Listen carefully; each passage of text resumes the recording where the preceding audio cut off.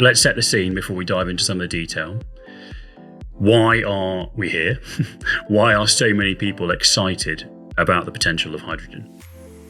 Okay, I think there are three broad groups of people that are really excited about hydrogen, and I'll explain the reason why. Mindful of the fact that there are two principal ways in which hydrogen can be made. One, and that's the traditional way from fossil fuels, and a potential clean way of making it from gas using carbon capture. That's the first way. And the second way is by electrolyzing renewable or green energy to create hydrogen as a byproduct of oxygen there as well. Those are the two ways of making it. So the three people, or the three groups of people that are really interested in hydrogen naturally would include the oil and gas industry, because that becomes an enduring market for one of their primary products. The renewables industry, because they make a lot of green energy and they're very interested in it as being a potential product to be made from their assets. And the third one is the big group of users that are interested, beyond those that already use hydrogen, and we will maybe come on to them in a minute. And that's the transport sector, because hydrogen in its form, it has a much better, it has a good characteristic of being able to be transported, and can have a relatively high energy density in some forms. So the trucking sector are interested in it because they can see heavy goods vehicles transitioning to hydrogen. The marine sector are interested in a form of hydrogen because it could be a drop-in for bunker fuel. And another hydrogen derivative, sustainable aviation fuel, is interesting to the aviation industry. So three broad groups of people: the enduring oil and gas majors, the renewable energy industry, and transport generally. Those are the three that I characterize as being They're your three. We'll go with all three. Nigel, if I can come to you next. We've heard Sam talk quite broadly there about different groups, different industries, different ways of using hydrogen. Why for you? Why is Scotland? Why is hydrogen important for Scotland? So, Sam mentioned the oil and gas industry and the evolution of the energy sector.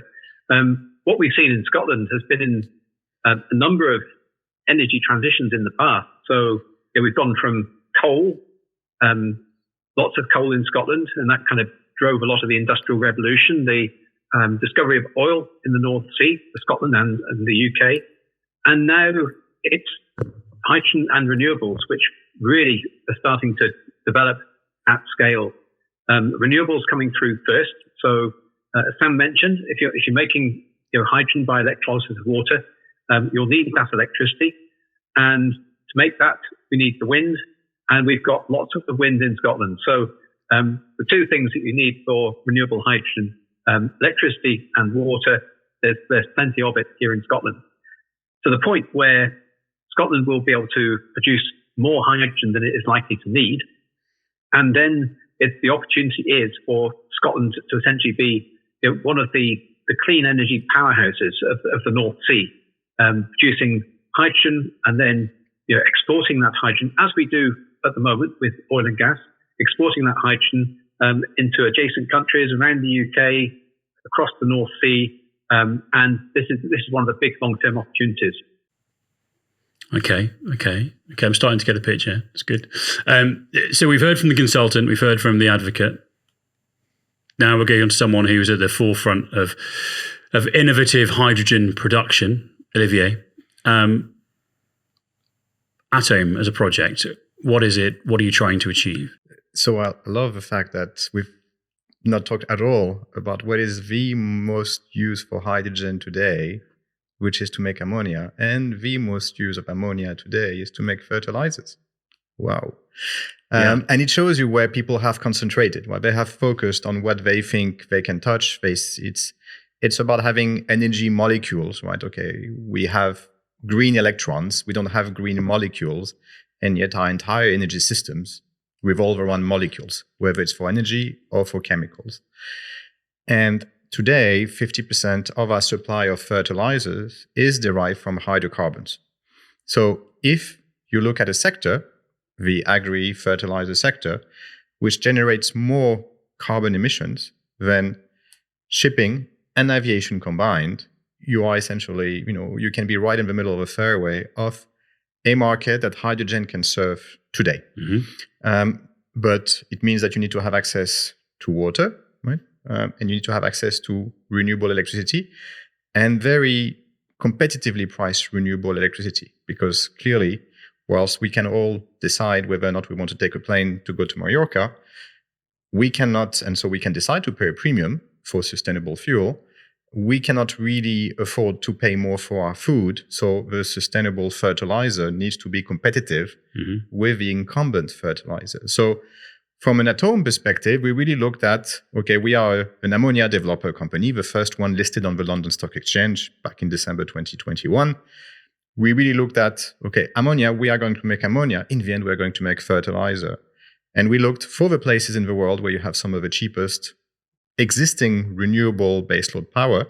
And because you have a fertilizer, you produce a fertilizer, it's very easy to move in different places, right? So technically, I can produce fertilizer in Latin America and sell it competitively all the way to Scotland. So it's really what we've been trying to do is, honestly, using the hydrogen economy, but in the existing market of today, not waiting for the market of tomorrow to be created.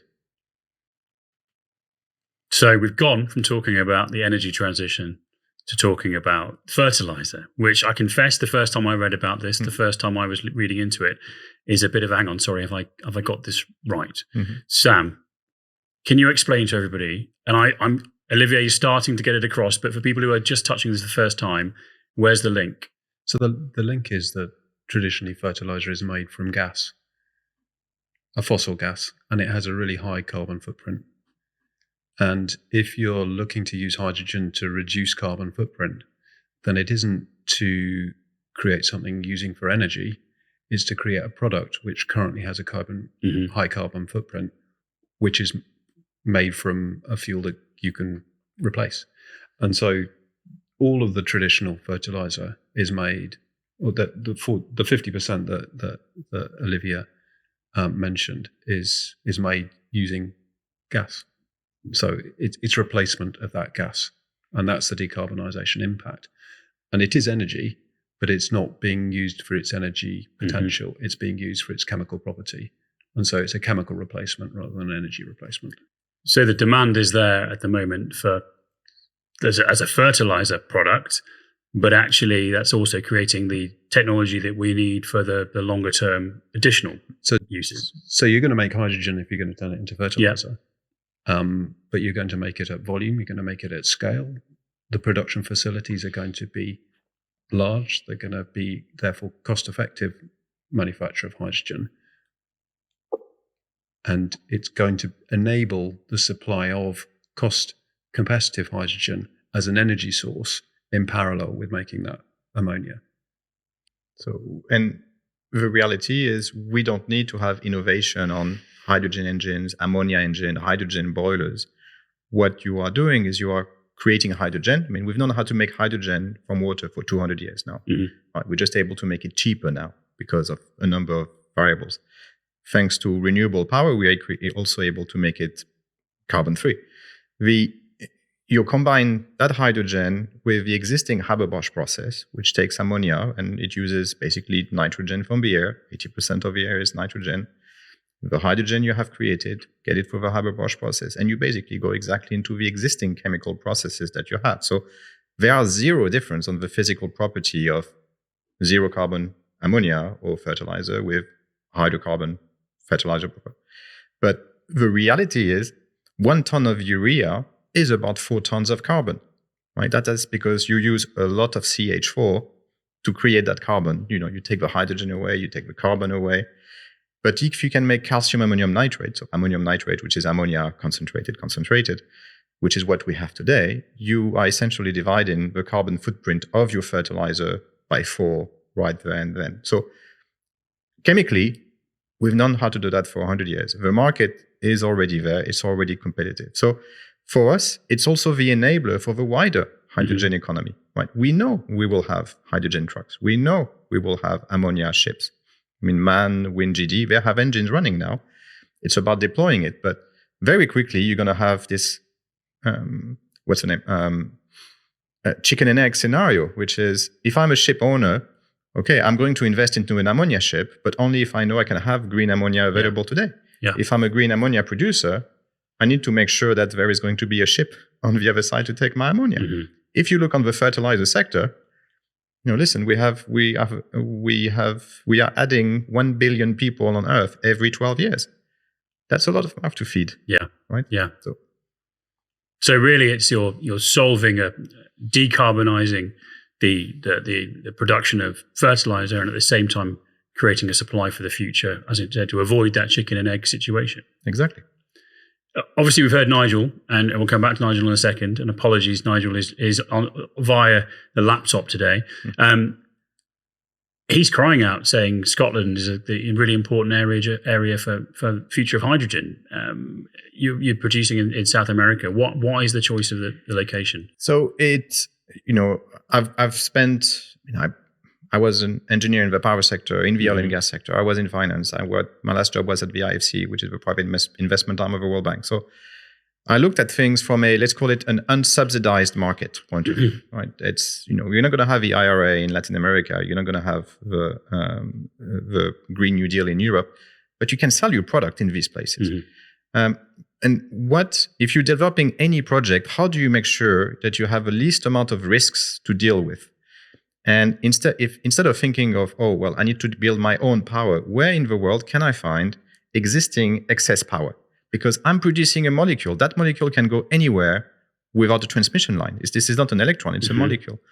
And we looked at, Asia, Laos, Nepal, Cambodia, Vietnam to an extent.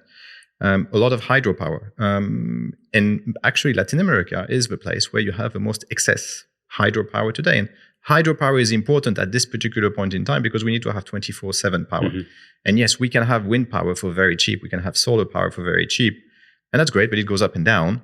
We are dealing with chemicals. Chemical processes need to run 24/7. So if you have hydropower, and I don't need to build the hydropower, I can buy it from the grid at a competitive price because that power has really nowhere to go at the moment, you are in a very good place. And so Paraguay, the choice of Paraguay, it's the second largest hydroelectric dam in the world.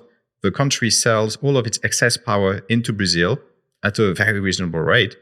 But also you are in the middle of the biggest fertilizer importer into the entire world. So I have supply of power and I have demand of fertilizer in the exact same place. So, and I keep my chain of risks very, very, very short. So that's really why. And then over time, as the economy matures, we'll be able to go there. Right? Why is Scotland have some very strong advantages? Because in Scotland, I'm sorry, Nigel, I don't want to do your job, but it's what do you have? Why was Scotland so successful? Right? And historically, it's got a great offshore industry, it's got great engineers, it's got great wind potential. So it will come absolutely, and this is the best place. You're not going to start doing wind in East Africa, offshore wind in East Africa tomorrow. You will not have all of the infrastructure that you have in other places. So it's the same thesis of, I'm going into Latin America because this is where I have a lot of excess renewable power. And then you have different steps. But let's be honest, regulatory environment helps a lot, right? And there's one thing that investors hate is regulatory uncertainty. So, I think it's also was part of our decision process is working in countries where we have very, very clear regulation. Yeah. We know where we're going for the next 20 years. And that makes everybody much more comfortable. Nigel, I'm sure you want to come in there and talk a little bit more about Scotland, and it'd be really interesting to hear from you in terms of what are the key things you're fighting for? What needs to happen to accelerate the hydrogen industry in Scotland and in Europe? So some of the points that Olivier mentioned are really important when we start to look at the opportunity for hydrogen in Scotland. So the existing offshore oil and gas sector, actually being able to take some of that experience and port it across for the offshore wind, and that will be then linked to the production of the hydrogen. And what do we need to happen? Well, there's a number of key things here. We need to have the production of the renewable electricity at scale, and this is starting to happen. Scotland's got to a point now where over the course of a year, it produces as much renewable electricity as the Scottish, the demand for electricity. So it's getting to a point where we're not necessarily in a surplus of electricity because it varies according to the wind and the climate conditions. But there is this opportunity for surplus electricity to be turned into hydrogen. And what do we need? We need actually to look at what's going on around the rest of the world that's encouraging investors to step up. So Olivier mentioned the Inflation Reduction Act, the initiatives that are happening in Europe. These are all providing incentives for investors in these large projects. There is work going on with the UK government to provide some of the support for offshore wind, but we need to be careful that they aren't being too ambitious in cost reductions. So, for example, there was a recent round for offshore wind where there was no bids because the strike price was set too low. That's a risk, and what we need to be is realistic about what are the costs, how quickly can we reduce the costs to actually make the opportunity for the investors to balance off with the need to reduce the cost of the renewable electricity supply. And the same will be true for hydrogen. We need to be very pragmatic about how quickly we can evolve and what the costs will be as we move towards that larger scale, lower cost production. Okay. Sam, why two levels of this question? Firstly, ATOME. Apologies for my guests who are not members of our organisation, but what's our involvement in this? Why are we excited about it? But why is everyone else getting excited about it now as well? What's happened? What's changed? Or have I been missing? Maybe I've missed out and I've been living under a rock. But why ATOME? Well, ATOME is currently helping ATOME with the development and the speedy delivery of their first project in Paraguay. That is part of a group of projects that we have working for other parties, helping accelerate the supply of green hydrogen, low carbon hydrogen. ATOME have a good fit of our capabilities. There's a lot of requirement for permitting, and the capability to permit first of a kind projects is something that we do very well. Historically, we've done, and we're demonstrating that in the hydrogen sector. That role as an owner's engineer for existing systems to come together, I think, is very relevant in trying to accelerate the delivery of hydrogen projects, which by their nature will be modular, and ATOME is well suited to that, because that increasingly demands multiple disciplines. So understanding of the grid, understanding of the ground, understanding how to buy equipment, specify equipment, rather than a traditional chemical process where the engineer needs to be able to design the chemical process. That, to a certain extent, isn't necessary for a fertiliser facility, because, as Olivier says, we've done it all before. We've just got to put it together in a slightly different way. And that's perfect for ATOME. So that's why ATOME. Why is everybody else interested? Because we have a lot of industry that is seeking a way to get its activities away from serving the fossil fuel industry. I think that's a motivator. And we have a society that's looking to see technologies that are not dependent on fossil fuels coming forward. Yeah. So those are the ones that's okay. If I could, I mean, I've missed something. Olivier's going to add something. No. I mean, I will say it's part of a why now, and it's exactly what happened in the solar industry. We've had solar panels since the 50s. We know why it happened in 2005, 2010, and it's when technology and regulation came together. And it was really the regulation drive that pushed the solar industry and created this massive acceleration. And about less than 2 years ago, that moment of when, let's say, technology, business, and regulation met, that accelerated everything. So now, obviously, we are talking about the IRA. Germany is talking about billions of, IRA is $350 billion just for hydrogen alone.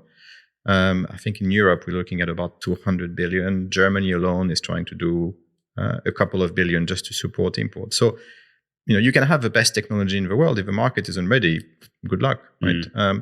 You can have the best idea in the world, but if the supply isn't ready. So it's really that regulatory moment happened, and that accelerated everything. So clearly, you're going to have messed up incentives, right? This is always going to happen.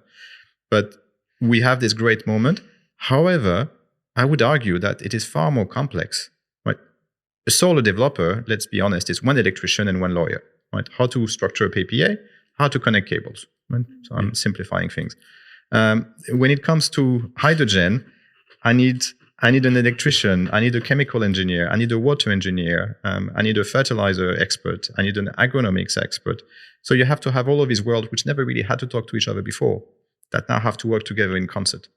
So from an engineer's point of view, it's fascinating. It's super, super interesting. But guess what? It's happening exactly in the same way on the financing side, where the original investors in the hydrogen economy are the infrastructure people. But actually, they are realizing, holy moly, actually, I have a chemical project. So you have to mix chemical investors, which are short-term in nature, with infrastructure investors who are comfortable with 20-year PPA. Like, I cannot give you a 20-year fixed price offtake agreement on a molecule. It doesn't happen, right? So you have all of these, little things happening, and everybody's learning how to live together. So full props to ATOME for having in-house the suite of people who can do water treatment, who can, design a substation, and who can look at a chemical process and say, hey, by the way, you've undersized your hydrogen storage over here. We'll invite him again. He's good. He's good. So this sounds amazing. Sounds great. How do we unlock the potential of it? Nigel, what do we need to do to make all this potential a reality?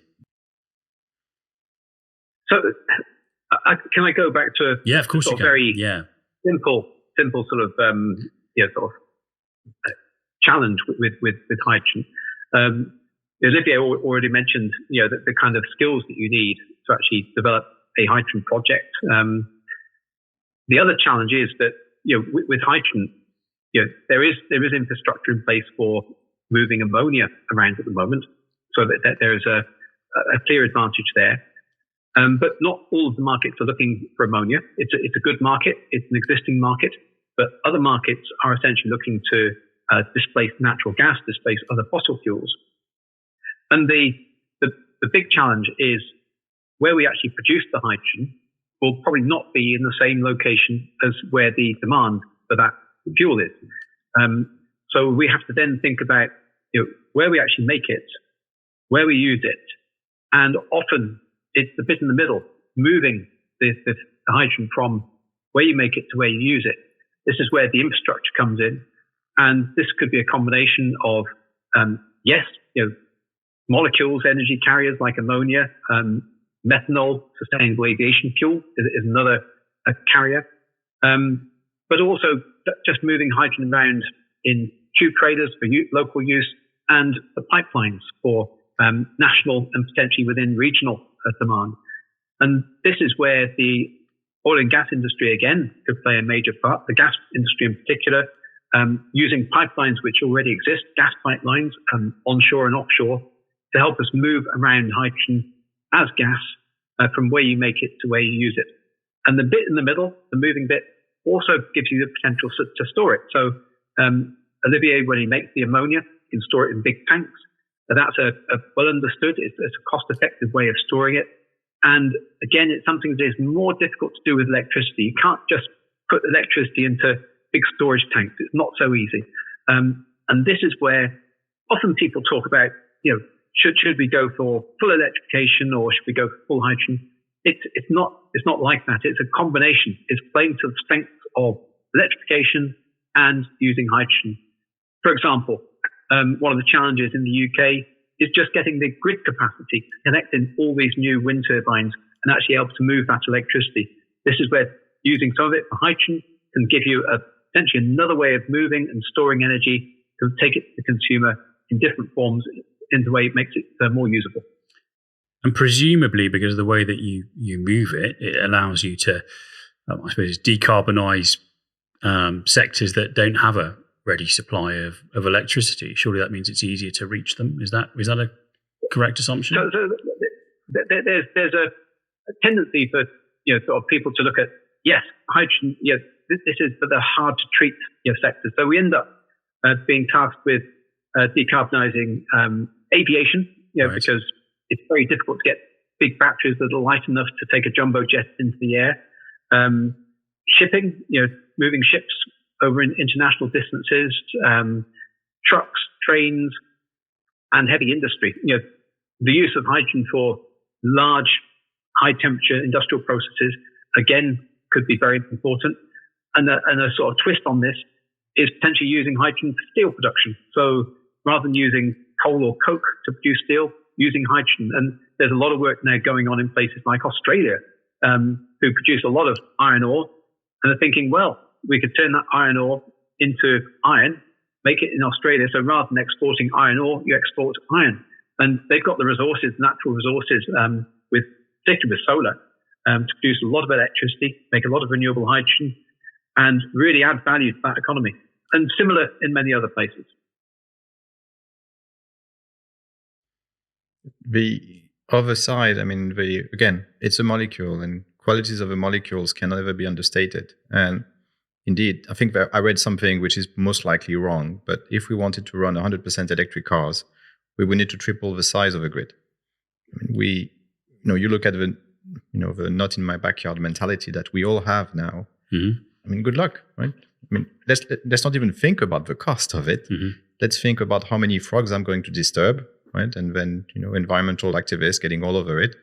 About, if I owned a house in, I don't know, let's say Norfolk, would I want to have another high voltage line over my head? Most likely not. It's going to benefit somebody else. So it does give you that flexibility. And in the end, let's look at the much longer picture. The oil and gas sector has been starved of capital, will continue to be starved of capital, and we know that these are depleting resources anywhere. So we are not saying that we are going to be displacing oil and gas with hydrogen, but it's certainly an opportunity to add something else for the future energy and food systems. And again, molecules have a quality which can never be understated. But yes, I think there's a problem within this industry is there is a lot of froth. Right? There's been a lot of people selling a lot of snake oil, making promises to government people who choose to believe them. And this is where it becomes important for us to, whether it's, as responsible investors, responsible engineers, to do projects which will actually do something and be relatively pragmatic. But, there will always be somebody who is able to, sell something which will be a dramatic failure, which will make the news and will make investors pretty wary, and I don't doubt it. And I talked about earlier skewed incentives. There is a lot of evidence that at the moment in the US, the IRA has caused a lot of inflation in costs for these types of projects because everybody is jumping in the swimming pool at the same time. Yeah, right? Yeah. So it's not going to be perfect. There are going to be storage which will make the headlines, but the bigger picture and the long-term picture is that there is no choice. We will move into a larger hydrogen economy. I'm going to bring that a little bit around in a circle, and I'm going to suggest that the reason why there is quite a lot of snake oil around is that the people involved in doing those projects are not really focused on where the product is going to be used, and start back from the use and then say, right, we're going to produce a project to produce the hydrogen for that end use. Okay. They're expecting the use to come along for the transport sector. There's a lot of equipment to be developed. There's quite a lot of dependency before you got a strong, reliable use for that hydrogen. and not enough people are looking at the existing uses of hydrogen and saying we're going to replace that. So that's the example that ATOME is showing is not being bound by existing supply chain for fertilizer and saying, well, we've got a facility here, we're going to decarbonise that. They're saying we can make hydrogen in a place where fertilizer is needed. That's where we're going to go, and able therefore to quickly characterise the demand, quickly find the supply, create and deliver a project. There's not enough of that behaviour occurring within the communities of people that are looking at hydrogen projects.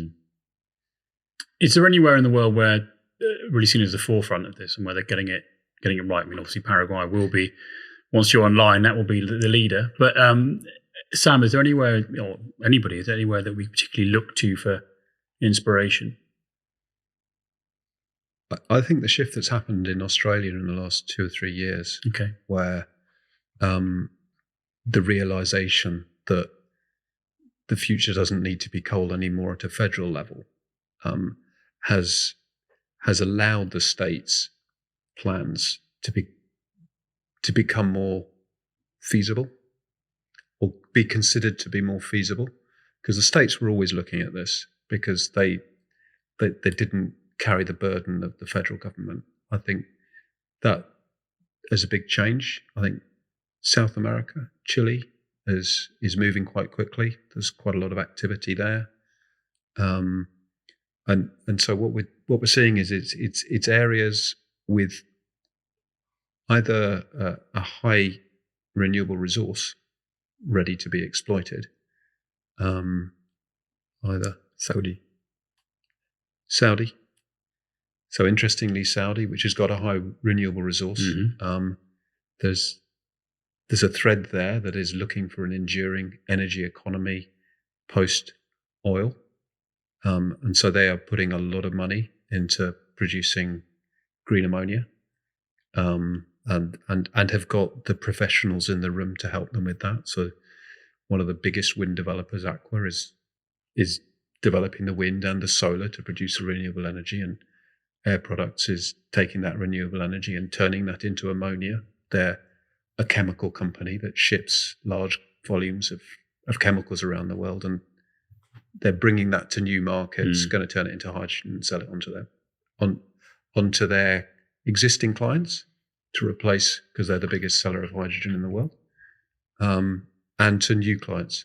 So they have the vision to start to be ready for those new clients as they come on. So thank you for the prompt on Saudi Arabia. So Nigel, I think I'm trying to tease out everybody what we need to do to unlock it, but it sounds like, am I right in saying that things are heading in the right direction? It might be like it to be a bit quicker, but Nigel, do you think they're heading in the right direction? Yes, and I think we would all want things to be moving a bit quicker, but as you pointed out, there are challenges in terms of the availability of equipment, and I think also going forward, we need to be very mindful that a lot of this will be driven by people. So we talk a lot about the natural resources, we talk a lot about the markets and the technology, but we mustn't forget that actually behind this all will be people, the people that either design, deliver, or maintain the projects. And again, this is an opportunity. You gave Australia as an example of a location which is looking to migrate from coal to renewables. The key thing will be actually taking the workforce on that journey, because we've had the experience in the UK. If you don't do this right, you end up with a lot of people who were sort of mining for coal, being out of jobs, and not necessarily finding ways of moving them into new employment. So this is not just a technology transition. This is a wider transition of workforces, and in many cases, it's some of the assets that currently are being used for oil and gas could actually be repurposed for hydrogen and renewables. We have examples in Scotland where take Shetland, which is one of the islands which has been essentially a hub of oil exploration and activity, right up the north, off the very top, one of the windiest bits in the UK. So great place for renewables. And they're looking to essentially migrate their assets, like the Big Sun Bow oil terminal, from being oil to being renewables and hydrogen. And I think this is fantastic. So this isn't just about dropping one thing and going somewhere else. It's about making that change and taking people with you. And I think that will be a key part. The other bit is, if we talk about big projects at scale, which will be essential if we're going to bring down the cost. One of the other benefits of hydrogen, it can be deployed at a more local level. And this could be for producing hydrogen that can be used for fueling local vehicles, or possibly even, and Olivier might be able to comment more on this, scaling down some of the ammonia production. So you've got a more local production of ammonia going into local agriculture rather than having a few very large plants. This could actually give benefits of the employment, security of supply, and obviously the lower environmental footprint. So I would tend to agree to an extent on as far as decentralization. I think this is the one big thing that we get from renewable energy is, we used to joke with some friends as we were moaning about being in Angola, as we were drilling in, when I was in my Schlumberger life, that, why don't we find oil in Monaco, right? It would be so much more comfortable. But so yes, it gives us the opportunity to have energy independence, to have food independence as well. And if you want to get a sense of how weak some of our systems are, you just look at what happened with Ukraine. Russia, Belarus, Ukraine, 30% of the world's fertilizer supply. The UK used to make nearly 2 million tons of fertilizer a year. Now it makes 0. And if you look at the production, and CF Industries just announced they were closing their last plant, and they made it from natural gas. And you realize that actually we were in such dire situation last year that I don't believe it was said publicly in any way. And anyways, it didn't make any economical sense, that natural gas was prioritized in the UK for power. And so anything which was going towards chemical was kind of pushed aside because the power sector will pay more. So we have a slowly changing system, but as they say, revolutions happen very slowly and then very quickly. So we seem to be going in that particular direction, but in the end, I think, I'm talking about infrastructure, and we know that infrastructure doesn't change in 2 years, right? So we are at the forefront. We're trying to make the least amount of mistakes possible. But and I think this is what Nigel is, very efficiently advocating. The people who know best the molecules should be in the room and should be consulted, because, just because I worked for Shell doesn't mean that I am irrelevant in that conversation. Like, if you want to know how to move an LNG ship, the LNG industry is only 30 years old, right? And, we know in the LNG, so I say we, but, it's the energy industry knows how to move minus 160 degrees Celsius things across oceans. Okay, hydrogen is minus 260. It's a bit more complicated, but come on, right? It's been, we've made some engineering progresses here and there, right? Mm-hmm. So yes, we have to be impatient because of a challenge, but it doesn't mean we have to be stupid or reckless. I think we're starting to touch on it. Into my next question is and we are already starting to see the impact of this, but when are people on the streets outside the studio, when they're going to see the impact of hydrogen, or notice perhaps the impact of hydrogen? Notice? Well, I noticed it in Aberdeen last week. Okay. I got out of the station and I was going to the conference centre, and outside the station was a hydrogen bus, and I sat on a hydrogen bus and I remarked to myself, as I do every time I sit on an electric vehicle, yeah, there's no vibration. There's no vibration. There's no noise. Yeah. So probably going to see and be aware of an absence of noise, vibration and smell with certain vehicles. Yeah. And only the observant will see that in the next 3 or 4 years. But I think from 2027 onwards, you'll be conscious of the fact that there are cleaner heavy vehicles running around on our motorways. So the public aren't going to necessarily perceive that as much, unless they're travelling on the motorways and in and around the service areas where those vehicles are. But the air quality will accelerate and clean. The electric transition is already doing that, but that's not having much impact on the movement of goods at the moment, alas. So we'll start to see that.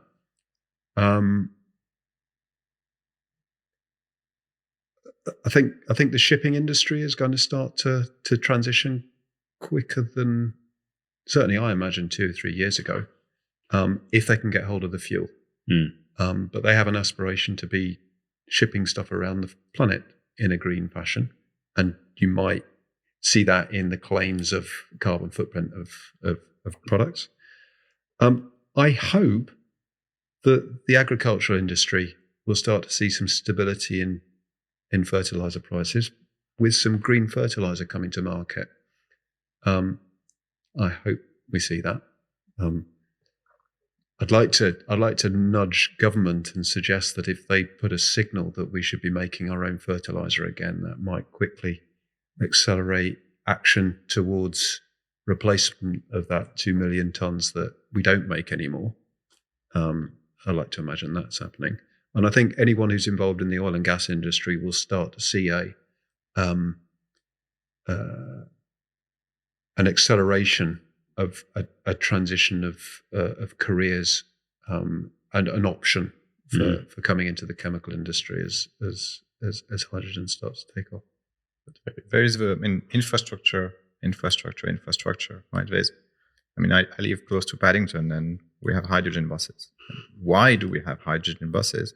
Because we cannot have more electric buses, because the depots cannot get more power because they've reached the limit. So the next best thing is hydrogen buses. Unfortunately, I guess, or maybe fortunately, using green fertilizer, your bread isn't going to taste different. Right? So that's good. That's a good thing. That's a good thing. It will be completely imperceptible for the buyer. And yes, it has a challenge. But look at 20 years ago, I think nobody even thought about buying responsible or sustainably sourced chocolate or palm oil, right? And I don't taste palm oil in my Nutella, but I know that now it doesn't kill orangutan. It used to 20 years ago. And so, as behaviors, it's our, we are also changing. As consumers, we are forcing industries to change. So it's, but I will say today, right? If there's anybody who makes money out of the hydrogen industry, it's conference producers, right? There is a conference every single bloody week. So there's a very expensive one going on at the moment. Yes. So we just refuse to go to those because we're too busy doing things. Yeah. But they are necessary, right? They're necessary because we need to lobby people. We need to explain the story, and repetition is education. And God knows we have to repeat. Okay. Look, I'm aware of how long we've been talking, and one final question to you all three. And again, I think we've probably already touched on it slightly, but what excites you most about the future of hydrogen? And what's going to be the most exciting development in the next, let's say, 10 years? Nigel, can I come to you first with that one? So, can I just sort of build on of going to Aberdeen and jumping on the hydrogen bus? I was at Offshore Europe last week as well, and again, it was great to see an event which up to now really has been just an oil and gas exhibition and conference, starting to really explore the opportunity for offshore with renewables, with hydrogen. But coming back to the bus, yes, like you, Sam, when I was up in Aberdeen a couple of months ago, I was seeing the hydrogen buses going down Union Street. I was thinking, wow, this is happening. I was getting excited. But looking at everybody else on Union Street, they were just seeing another bus. So, it wasn't really excitement for them. It was just another way of getting around. And I think actually this is something that I think we can be excited. We need to be excited by what's going on. But for the consumer, actually what we want is for the stuff to be pretty boring. For the hydrogen bus to behave like an existing bus. Okay, fine, it'll be a bit quieter, a bit smoother. We're also looking forward to the point where we can actually start to displace, for example, natural gas in things like heating and cooking. This one can be a bit contentious sometimes. There's been quite a lot of pushback from consumers in some of the early trials. But there's other trials coming through in Scotland, in Fife, just north of Edinburgh, where people are being given a genuine choice between sticking with natural gas or going to hydrogen. In this case, it's 100% renewable hydrogen. So I think we need to be excited. We need to be realistic. What excites me most, it's projects like the H100 trial, which is testing the consumer acceptance of hydrogen. And that'll be a really, really important one, because it's all about giving people choices, about finding ways that you can decarbonise people's lives in ways that are practical, deliverable, and affordable. And this is, to an extent, what hydrogen can do, especially in some of the applications, harder to treat areas, heavy goods vehicles, older buildings, which might be difficult, much more difficult with electrification.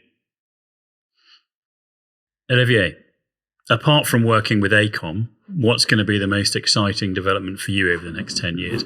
It sounds like Nigel's actually saying that I should have said the most exciting developments may well be the most boring developments that no one's going to notice. But well, it's yeah.